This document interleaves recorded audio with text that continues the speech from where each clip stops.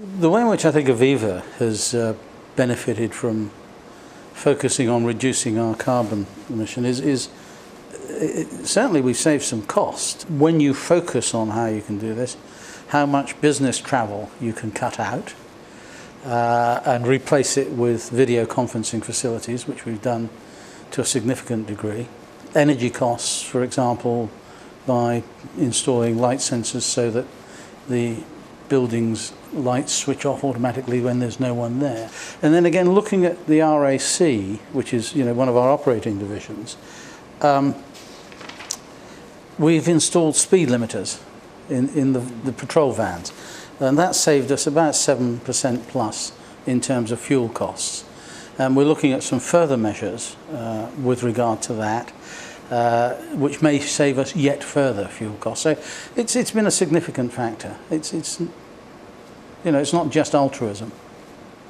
If you look at our surveys in terms of the RAC motoring surveys, firstly, I think motorists are much more aware of the impact of fuel efficiency on the atmosphere, and a significant number of them would be prepared to see that as a major factor in determining what car they purchase. I have to say, though, the disappointing bit about it is that is probably declining as a percentage. Partly, I think, because of the lack of incentives from government. Around 80% of the survey say that investing in environmentally friendly fuels is something that they would like to see, and they believe will have a more significant impact on carbon emissions than anything else. So that's the way we read our customer base. The message to other business leaders I would give them is that treat this as a change program.